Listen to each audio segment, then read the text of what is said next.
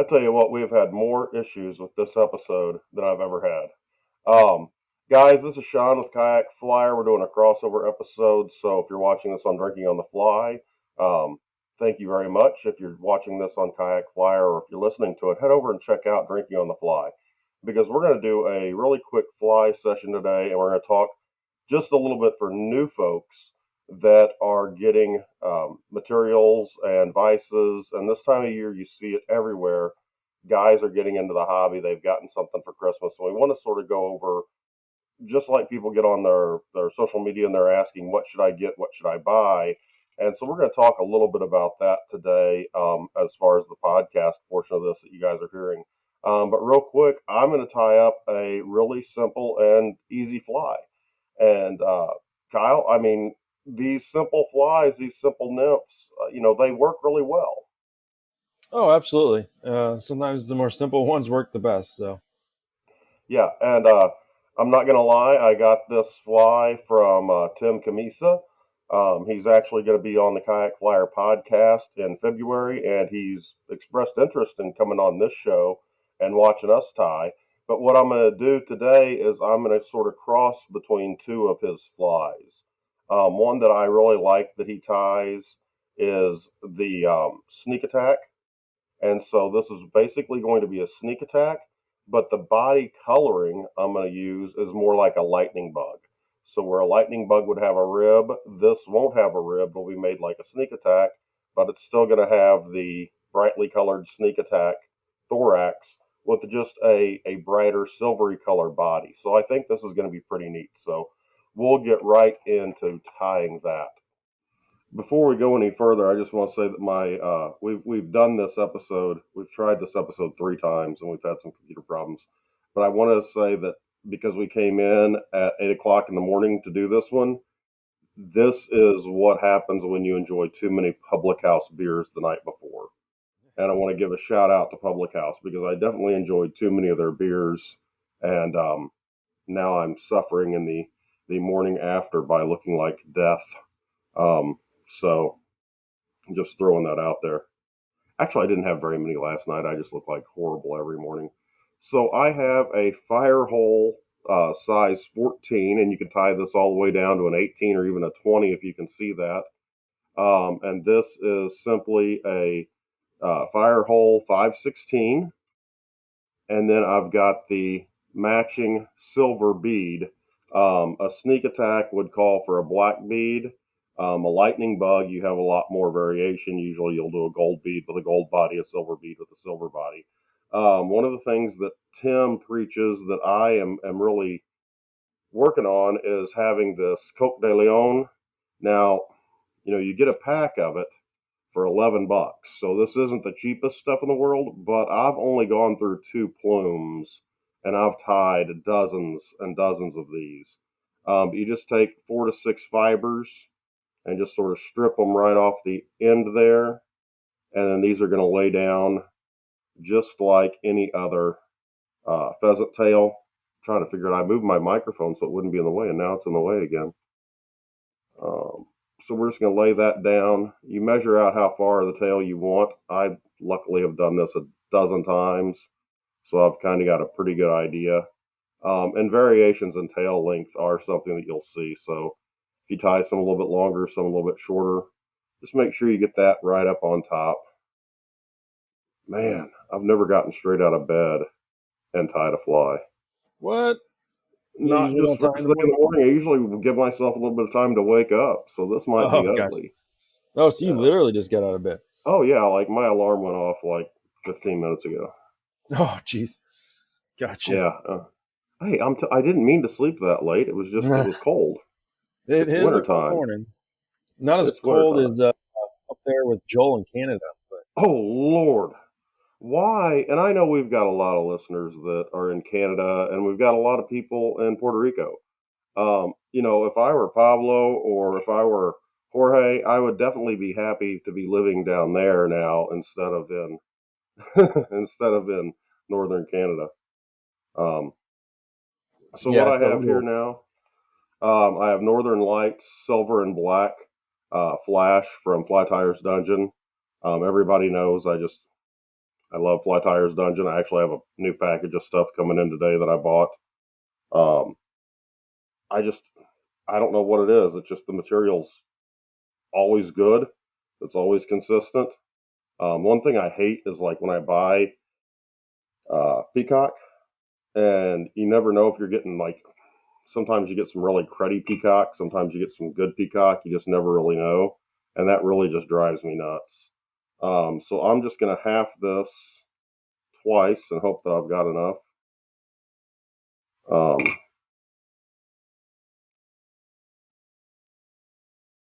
so I've already just yeah. So now I've got 4 strands. They're connected in the middle. So it's just one strand cut in half. Then you hold it by the middle like that, and then you're going to pull that as far forward as you possibly can. Let me see if I can do this. This works better. Pull this as far forward as you possibly can on that thread, and then lock it in, and then just run it back. And trust me, this is a fly you can whip out dozens of. And you can change everything from the bead all the way to the um, uh, hook size. You can change the tinsel size. You can even change the tailing material. You can leave a hot spot. I'm not going to because I'm just using olive thread. Thread color doesn't matter so much if you're going to cover everything up for you new tires. Like I said, I normally use just white and black. I was tying some other flies that I wanted to use olive with, so that's what I had out. But then you just wrap that up and around. There's really nothing to it. And you can build up your thorax by throwing a couple extra wraps on there if you want to. Um, but it's really just that easy. And then another trick is come in front of it, and that way when you go to trim it, it pops up and stands out. Um, and then at this point in time, it's best to go ahead and take your resin, and we're going to tap this body with resin so that it stays. The trout don't tear that tinsel up. On some of these, where you're using, especially pheasant tail, you use a wire body wrap, or if you're using peacock, you'll use a wire body wrap. Um, we're not using a wire body wrap on this. Now, if I was making a lightning bug and I was running the wire around my mylar, then yeah. But since this is just sort of tinsel, I don't have to. I'm not worried about that. I'm just going to hit it with the UV glue. Yeah, I find UV on tinsel works really well. It Yeah, holds up a lot longer. yeah, and the shininess of this fly, and it all depends. I mean, you can do this with just black, and that's what the sneak attack calls for. But sometimes you want something that's just a little bit shinier, something a little flashier. This is more of as Tim describes it, more of a fly designed to sort of indicate where the fish are. It doesn't really represent anything. It's just sort of shiny. So I imagine it's probably best for rainbow. I haven't caught any brown on it, but we don't have a lot of browns running around here. We're pretty much just stocker rainbows. So the next thing I'm going to use is I'm going to use the Simply Scud in bright orange from Fly Tires Dungeon. You can wax your thread if you want to. This stuff usually rotates on pretty good. And you don't use much because you're only making a collar on a size 14. So it really doesn't take much at all. And so then you're just going to wrap it up and then come back up here to the front and then a simple whip finish. And this fly's done. I mean, that's that easy. Um, and this is a great fly for somebody that's brand new to fly tying. So that's it. That's what the fly looks like. Very It's nice. done. You know. Yeah, you can Um, tie a bunch of those in very little time. yeah, yeah. Yeah, I mean it's a simple fly. I mean it's a nice fly. It's a variation of two of his flies. Like I said, I'm a big fan of him. He's been on the podcast before. Really nice guy. I like him a lot. He's got a new book out. But this is just a fly tying doesn't always have to be exactly what you see in following that recipe. And my wife would tell you I'm very anal retentive when it comes to that. So if I'm going to cook, I have everything out that I need and I have it portioned and I do everything by the book. And so when I'm tying a fly for the longest time, I had to have exactly what that material was. There wasn't a way to substitute, and I wasn't being very frugal with my fly tying. Lately, I've been doing more things like this where I'm saying, okay, I see two flies, I like aspects of both of them. Well, I may not have one of these things, so now I'm going to substitute. And you come up with a little bit different fly, but the basic concept or idea. So, guys that are starting out new, I always tell new fly tiers to tie woolly buggers. They catch everything, and you learn the basics. What are some things that you would recommend? Being a guy who's, your flies are amazing. What kind of stuff did you start out with? Oh, well, thank you. I started out. I'm still relatively new to tying. Technically, I've said it before. I've only been tying 3 years, a little over 3 years. But when I started with.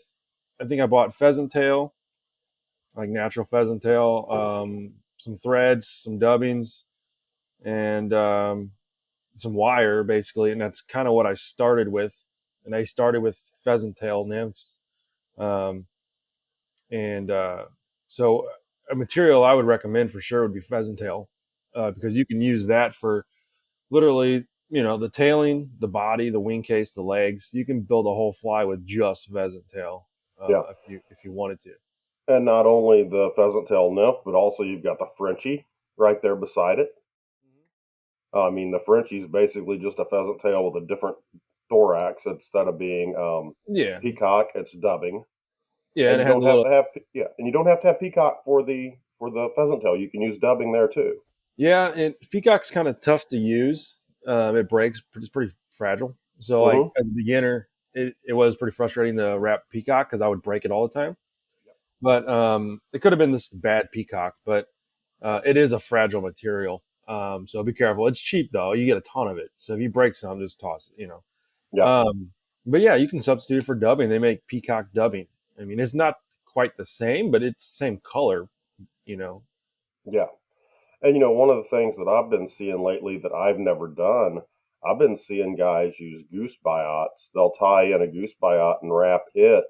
So let's say you're making uh, an olive base, an olive thread.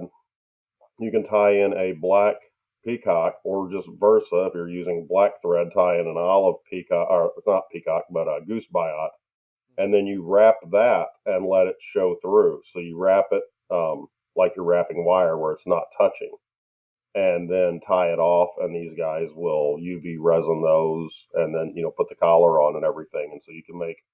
There's a lot of things you can do out there without just what the recipe calls for. Yeah, and I think you mentioned earlier is like substitution. Like at the beginning, you didn't want to substitute anything. Um, I was the same way. I needed that material, but you can substitute. Like we just talked about the peacock. You don't have to use peacock curl if you don't have it. Um, and then you know, instead of buying a kit, because a lot of times you don't even know what you're going to be tying, or you don't want to tie those flies in the kit. Um, Pick 3 patterns, buy the materials for those patterns, and then build from there. That's kind of what I do. Yeah, and I actually, I'm gonna make a unboxing video to put out on the channel. I'm gonna try and shoot it this afternoon. I've got the hops draft. We're home brewing today for the Nice. competition. Yeah, it's like you pick a number and then you go, and then on the way back the numbers are reversed, and so you pick out your fruit, your grain, and your hop variety. Um, it's a lot of fun, but it's a home brewing competition. So I'm going to be doing that. So hopefully I'll be able to do my unboxing video when I get home. Cool. Very cool. Otherwise, it'll have to wait till tomorrow about 10 a.m. when I quit feeling so foggy. Yeah. But I have some stuff from Fly Tires Dungeon coming in, and I just want to make a quick video explaining some of the different dubbings because that has changed my fly tying game a lot. The Simply Scud dubbing is great, but for the throats, but it's a little bit different. Wee dubbing is another great one, but it's not as spiky. So it depends on what you're wanting and what you're looking for. Also, when it comes to buying supplies, if you really want to stick with that recipe, Nick Dooley, dooley'sflyfishing.com. You can save 15% with promo code kayak. Um, Kyle, do you have your own promo code for that too? No, Yeah, no. we're all using this one for the drinking on the fly. Um, Promo code kayak will get you 15% off. But if you email Nick or call him and tell him what fly you're wanting to tie, he'll fix you up with what you need. Oh yeah, he's And great. if you say, you've got 3 or 4 flies you're wanting to tie, but you're on a budget, he can look at those flies and give you the material that's going to work for 3 or 4 different flies. So, you get 2 packages of dubbing, you get pheasant tail and some wire, thread, and hooks and bead, and now you're making Frenchies and you're making um, pheasant tails. And pheasant tails, you can fold that back. I see so many people that don't fold that back over on the pheasant tail, but Yeah, it seems like it doesn't matter. yeah. It's There's so many different techniques you can try and see if they hold up, and it's yeah, trial and error a lot of times. But there's a yeah, lot of technique videos out there. yeah. Um, so I was just when I got up this morning, I was looking through. I just got up and I was on my phone, of course, instantly, and there was a guy tying a fly, and it was a pheasant tail, but he cut the pheasant tail off instead of pulling the thorax back up. It was on a jig hook, so I kind of understand it. But it's at that point in time, it's where does it stop being a Frenchie and start to become a pheasant tail? But does it even matter? yeah, no, it's just the name. Yeah, I mean the Frenchie is very similar to it. I think the only difference, to be honest, is like there's a hot spot on a Yeah, Frenchie, you know, yeah, and so I mean it's definitely an awesome fly, and so they both work just as well, I think, yeah, depending on the water and where you're fishing, and try it out. yeah, yeah. There's no reason not to. Just if you're new to doing nymphing, if you're in running water, you don't necessarily have to have a strike indicator. If you're in a pond or a lake that's stocked, I would definitely use a strike indicator, Yeah, just to keep them suspended in the water. yeah. With strike, I used them a little bit when I started fly fishing, and then I stopped, and I always just tie on a dry fly, like a heavy or like a foam bug, because Hmm. the trout will, or even bass, they'll hit your indicator, Yeah, and you're not going to catch them on that. There's no hook. So if you tie a foam ant to it or something, or a hopper, uh, you'll have a better chance of grabbing them. yeah, and that hopper dropper is definitely a combo that I use a lot. I even use that. This is a funny little story. I was fishing. I guess it was over the summer. No, it was in the fall. It was in the fall. A friend of mine came down, and we were fishing together, and I was having horrible luck, just horrible luck. And I tied on a hopper dropper with one of the beetles that you sent me, one of the smaller beetles you sent Oh me, yeah. and I put a rainbow warrior underneath it, and I was catching smallmouth bass on the rainbow warrior and the hopper and the beetle, and I was catching panfish on the rainbow warrior. And so, it was funny because the bluegill were entirely too small, the panfish were entirely too small to get the hopper or the beetle. But man, they would nail that rainbow warrior. And I caught every cast I was catching either a dink smallie or a panfish, I think for 15 casts. Nice. It was Yeah, just a it's a little, heck yeah, of a setup. I use yeah, that setup a lot in the summertime, and it never fails me. So yeah. And so, a lot of guys will say, I want to tie for trout, or I want to tie for bass, or I have a trout bag and a bass bag. And I'm sitting there going, my trout and my bass are just different hook sizes. yeah, yeah. There's a You lot know, of crossover.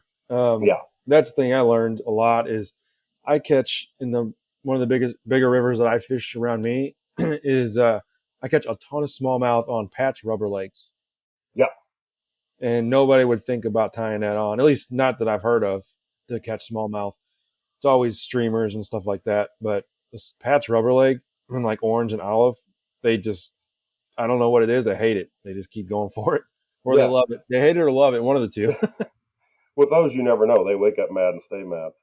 Yeah, it's quite amazing. I think the varieties of things you can do, and even just like you said, a patch rubber legs. Again, if you're going to learn how to tie a woolly bugger, tie a pat's rubber legs because it's got rubber legs instead of um, the feather, and it doesn't have a tail, and it's Yeah, basically the same fly. yeah. That's one fly I've still have not tied is a woolly bugger. Oh my goodness! Yeah, still have not tied. Although I think I'm going to try one today or tomorrow, and give it a shot. But yeah, I've been tying 3 years and I still have never tied one. Usually, it's Yeah. one of the first flies to tie. Oh yeah, and a But lot of guys will use wire in their woolly buggers. I just never have. Mainly when I started tying, I don't think I had wire, and so I just wrapped them. Now they get shredded, but they don't get shredded any faster, I think, than anything else. Um, I figure if I catch 8 fish on it, it's probably about time to. yeah, I've never had a fly last that long, except something that's great big, like like a minnow or a great big smallie pig, something yeah, like that. yeah. I've had clouser minnows last me a long time, Yeah, just because they're so minimal. There's yeah, not a lot on there. The bucktail is pretty durable, and I like using bucktail a lot. That's another material people can use a lot is bucktail. oh yeah, They're pretty cheap for the amount of hair you get. Um, and you just got to be careful what parts of the hair you're using for certain flies because some of them will flare a lot. If you're using the bottom section of the tail, um, you could spin with that hair actually. yeah. Um, but they had another good material for beginners, especially if they're in the bass fishing and stuff like that. Yeah, I would avoid spinning deer hair as a beginner. If Well, you're yeah, wanting, no, but for like clousers and small yeah, minnows. yeah, if you're wanting to make poppers, I would suggest either buying the pre-made poppers or getting a popper cutter from River Road Creations. If you know you're going to tie a lot of poppers, because you get three different variety, three different sizes um, in each. And so I tie a very small popper for trout and for panfish, and it works great. I tie a bigger popper for bass, obviously. And then, if you can look at some of the products that are out there and sort of spend your money where you're going to use it the most. Right. Yeah, I haven't spun a lot of hair, a little bit on some mouse patterns and stuff, but that's one thing I want to get into this year is spinning hair. But yeah, as a beginner, it's very intimidating to get into stuff like that. 2 years ago, I said I was going to start learning to spin deer hair, and I got this little loon packer. And I Yeah. think it was 5 flies and 4 puncture wounds later. I said, no, I'm not spinning deer hair. Yeah, I've done a few like mice patterns, and that's about it. Never done any like poppers or anything with it. So I want to give it a shot and see what I can do with it. Well, I think before winter's over, I'm going to go ahead and I'm going to tie my first master splinter, and then I'm going to try and tie one on the show because that's a relatively easy mouse pattern that's just zonker strips and Yeah. foam. And so I think that would be a good one to show. And then we're going to be looking at tying some more winter stuff, and then we're going to start tying some spring stuff probably in April. I would think that'd be a good time to start tying some of those crayfish and stuff like that. Just if you're following the show and you're interested in what we're tying. Um, so, well, I don't know anything else. Tom Julian complained that our shows are too long, so we had to start cutting them down to a half hour. So you're just going to see me tying today, and then when we drop our next episode, it will simply be Kyle tying, and we're going to try and go something like that where we'll tie back and forth to keep these at a half hour. Anything else you want to add, Kyle? No, I think we're good. All right. Well, we want to thank you guys for joining us today. Please like and subscribe. Hey, do me a favor. I'll tell you what, this is what I always love to do for people that hang on and listen to the whole episode.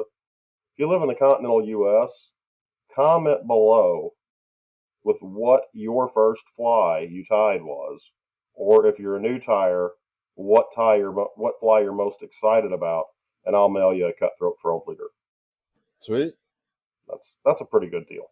Yeah, that's a great deal. I can't wait to use mine. I got a couple here you Yeah, gave me. yeah. Haven't used them yet, but I definitely am going to give that a try. Oh yeah, definitely. They are superior in my opinion, and I just hate having to cut and tie nail knot. Yeah. And these you can get with the little loops. So you just make a loop in your leader, and then boom, you're a loop to loop connection, and they don't progressively get shorter as you change tippets. Yeah, You yeah. know, that's the thing that always A lot drove of me tying nuts. throughout the day. Yeah, I hated it. I mean, I absolutely hated it, Well, and especially especially in if the you've got winter. yeah, and if you've got glasses, it's a pain. It really is. So anyway, that's the show for today, guys. We thank you for joining us. Be sure to like, subscribe, and like I said, leave that comment for your chance to win a cutthroat furled leader.